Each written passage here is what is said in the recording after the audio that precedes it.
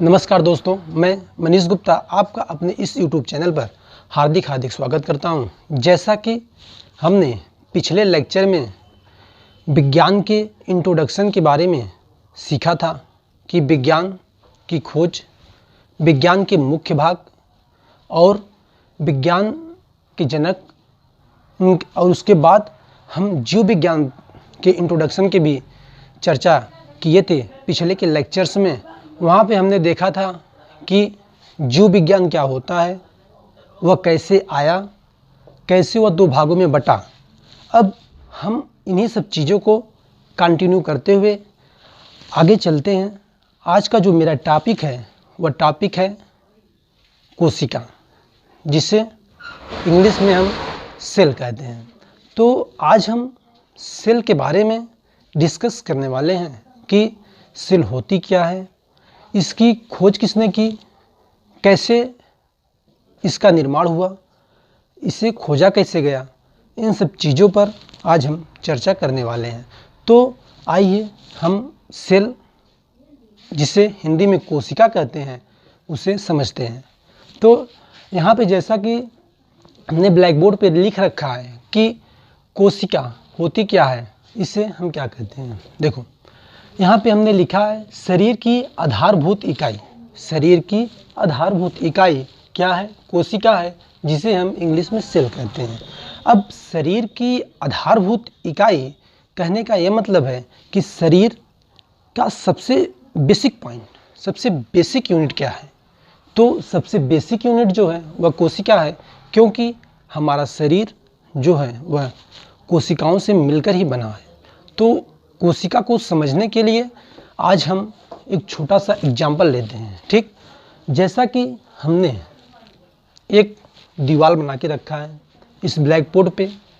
ये क्या है? दीवार है, ठीक, जो ईंटों से मिलकर बनी हुई है। यदि हम आपसे क्वेश्चन करें कि इस दीवार का बेसिक यूनिट क्या है, इस दीवार का बेसिक यूनिट क्या है, तो आप बताएंगे कि इस दीवार का जो बेसिक यूनिट है, कहने का मतलब आधारभूत इकाई क्या है, तो इसका आधारभूत इकाई है वो है ईंट।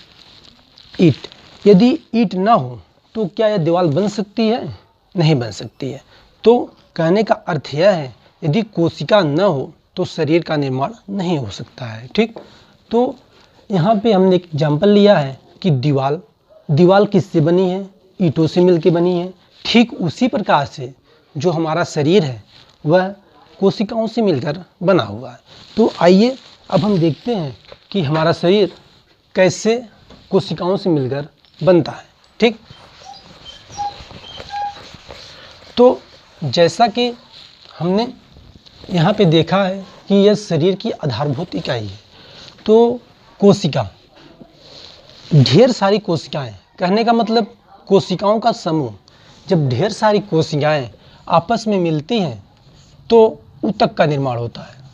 तो ऊतक का निर्माण होता है। जैसे यहाँ कोशिका है, अब कोशिका, ढेर सारी कोशिकाएं मिलकर ये क्या बनाती हैं? ऊतक बनाती हैं। यह ऊतक बनाती हैं। अब कई ऊतक आपस में मिलकर अंग बनाते हैं। क्या बनाते हैं? अंग बनाते हैं। कई ऊतक आपस में मिलकर अंग बनाते हैं। अब जो, जैसे अंग का मतलब आप समझ ही रहे होंगे, हाथ, पैर, नाक, आँख, मुंह, ये सब जो पार्ट हैं ये अंग ही हैं। तो कई ढेर सारी कोशिकाएं मिलकर आपस में ऊतक का निर्माण करती हैं और ढेर सारी ऊतक आपस में मिल करके अंग का निर्माण करते हैं। अब ये ढेर सारी अंग, कहने का मतलब हाथ, पैर, नाक, मुंह, उसके बाद आँख, नाक, कान, ये सब मिल करके किसका निर्माण करते हैं? अंग तंत्र का निर्माण करते हैं। किसका निर्माण करते हैं? अंग तंत्र का निर्माण करते हैं।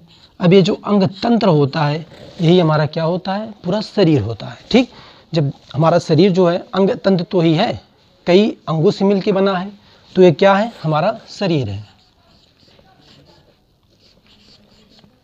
ये हमारा शरीर है। ठीक, कोशिकाओं के समूह को ऊतक कहते हैं और ऊतकों के समूह को अंग कहते हैं और अंगों के समूह को अंग तंत्र कहते हैं। कहने का मतलब है इसे हम शरीर कहते हैं। ठीक, तो इस तरह से आपने देखा कि कई कोशिकाएं आपस में मिल के ऊतक बनाती हैं। उसके बाद कई ऊतक आपस में मिल के अंग बनाते हैं और अंग के बाद वो अंग तंत्र बनाते हैं। अब तो इस तरह से हम कह सकते हैं कि हमारे शरीर का सबसे बेसिक यूनिट क्या हुआ, तो सबसे बेसिक यूनिट कोशिका। अब आप ये कह सकते हैं कि अगर कोशिका न हो तो क्या ऊतक का निर्माण होगा? अगर ऊतक का निर्माण नहीं होगा तो अंग का भी निर्माण नहीं होगा। जब अंग का निर्माण नहीं होगा तो शरीर का निर्माण कैसे होगा?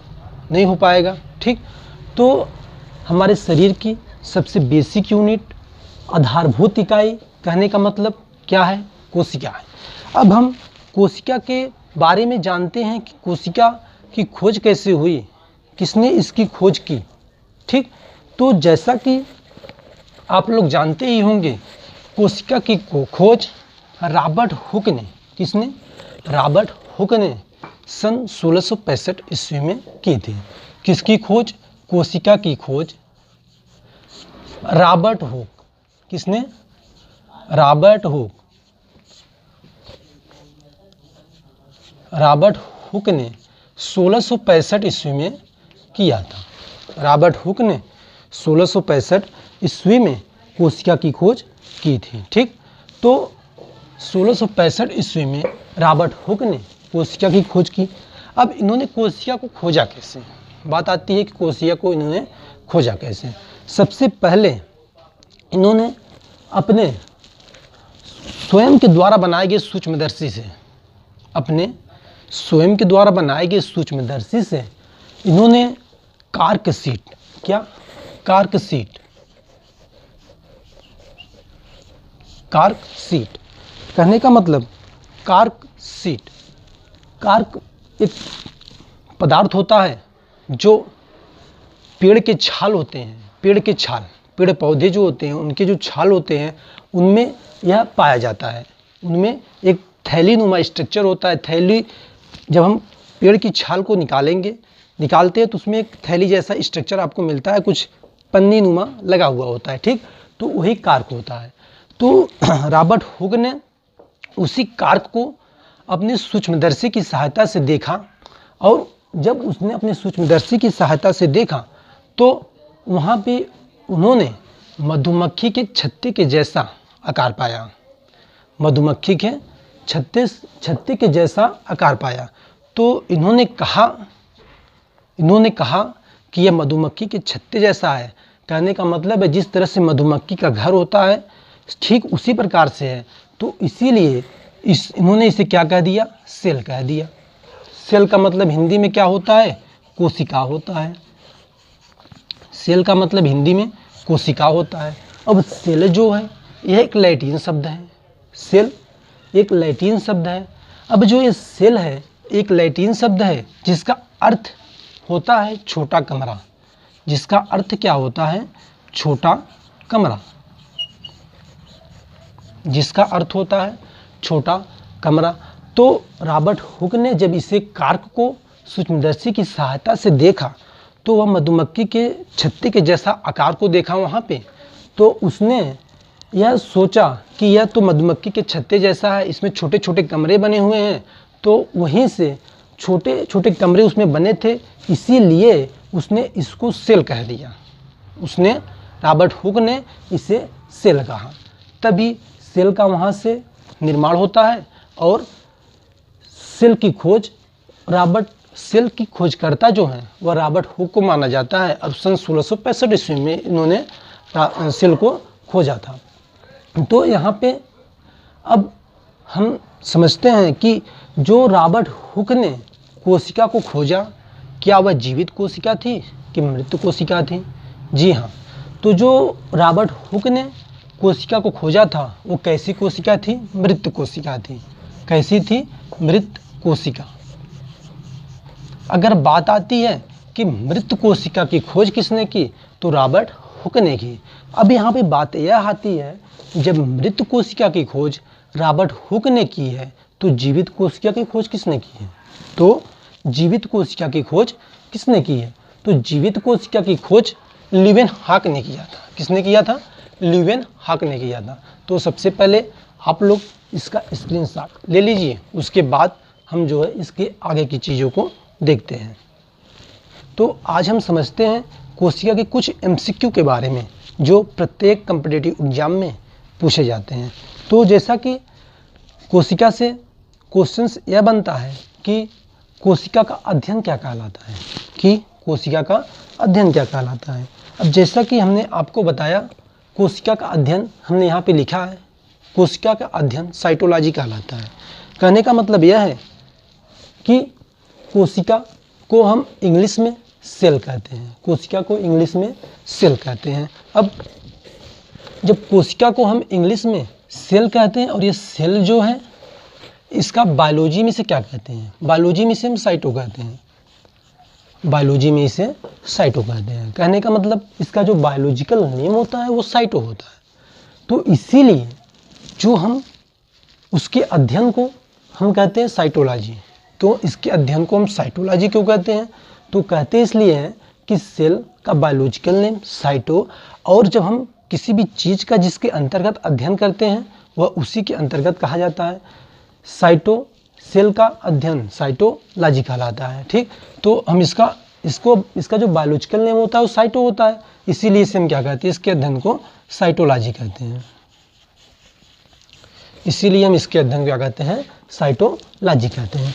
अब हमने आपसे बताया था कि मृत कोशिका की खोज रॉबर्ट हुक ने किया था। तो अब बात आती है कि जीवित कोशिका की खोज किसने की थी। जीवित कोशिका की खोज आता है लीवेनहॉक। जीवित कोशिका की खोज के संदर्भ में नाम आता है लीवेनहॉक का। तो जीवित कोशिका की खोज लीवेनहॉक ने किया है। अब उसके बाद बात आती है कि कोशिका सिद्धांत को किसने दिया है। क्वेश्चंस यहाँ पे भी बनते हैं कि कोशिका सिद्धांत को किसने दिया है। अब कोशिका सिद्धांत को स्लाइडेन एंड स्वान ने दिया है। स्लाइडेन और स्वान ये दो वैज्ञानिक हैं जिन्होंने कोशिका के सिद्धांत को दिया है। अब जैसे कोशिका की खोज हो गई, कोशिका की जब खोज हो गई तो उसके बाद बात आती है कि कोशिका होता क्या है या कार्य कैसे करता है। इन्हीं सब चीज़ों को स्लाइडेन और स्वान ने बताया है अपने इस सिद्धांत में। इन्हीं सब चीज़ों को स्लाइडेन और स्वान ने बताया कि कोशिका कार्य कैसे करती है, बनती कैसे है, और इसको इन्होंने जीवन की मतलब शरीर की आधारभूत इकाई बताया है। यही इनका स्लाइडेन और स्वान का कोशिका का सिद्धांत है। ठीक, तो उसके बाद अब बात आती है कि अगर जंतुओं में बात हो, कि यदि जंतुओं की बात हो कि जंतुओं में सबसे बड़ी कोशिका क्या है, जंतुओं में सबसे बड़ी कोशिका क्या है। तो अगर जंतुओं की बात हो, किसकी, जब जंतुओं में पूछे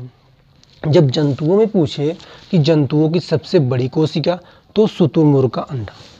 जंतुओं में सबसे बड़ी कोशिका तो शुतुरमुर्ग का अंडा। और अगर पूछे जंतुओं में सबसे छोटी कोशिका, जंतुओं में सबसे छोटी कोशिका तो यह होता है माइकोप्लाज्मा। जंतुओं में सबसे छोटी कोशिका तो यह होता है माइकोप्लाज्मा। तो यह सब चीज़ें आप याद रखिए, क्योंकि यह प्रत्येक कॉम्पिटिटिव एग्जाम्स में यहाँ से क्वेश्चंस बनते ही बनते हैं। ठीक, तो अब यहाँ पे जंतुओं की बात हो गई कि जंतुओं में सबसे बड़ी कोशिका क्या होती है, सबसे छोटी कोशिका क्या होती है। अब यदि क्वेश्चन से यह पूछ दे कि मानव में, किसमें, मानव में सबसे बड़ी कोशिका क्या होती है और सबसे छोटी कोशिका क्या होती है। मानव के अंदर सबसे बड़ी कोशिका, मानव के अंदर बड़ी कोशिका और छोटी कोशिका। सबसे बड़ी कोशिका अंडाणु,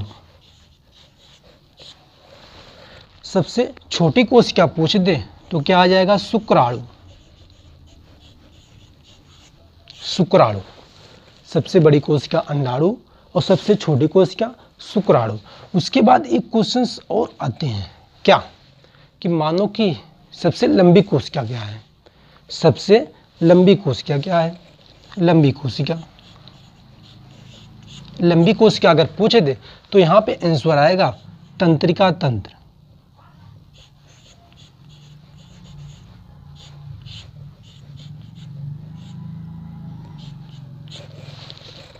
यहाँ पे आंसर आएगा कि तंत्रिका तंत्र। तो आप लोगों ने यहाँ पे देखा कि मानव के अंदर सबसे बड़ी कोशिका अंडाणु, छोटी कोशिका शुक्राणु और लंबी कोशिका तंत्रिका तंत्र। ठीक, तो अब हम बात करते हैं कि कोशिका को हम देख कैसे सकते हैं। यदि हम नॉर्मली कोशिका को देखना चाहें तो कैसे देख सकते हैं, तो हम कोशिका को माइक्रोस्कोप के द्वारा, कोशिका को माइक्रोस्कोप के द्वारा, प्याज आप जानते हैं, प्याज जब आप छीलते हैं तो उसमें एक पतली थैली आपको मिलती है। क्या मिलती है? पतली थैली आपको मिलती है। जब उस थैली को आप माइक्रोस्कोप से देखेंगे तो उस थैली में कुछ इस तरह के स्ट्रक्चर दिखाई देते हैं। कैसे? देखो यहाँ पे उस थैली में कुछ इस तरह के स्ट्रक्चर्स दिखाई देते हैं।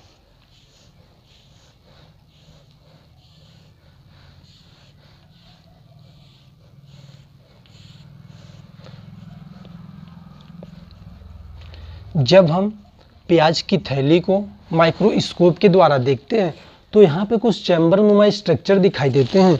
इन्हीं को हम कोशिका कहते हैं, इन्हीं को हम कोशिका कहते हैं।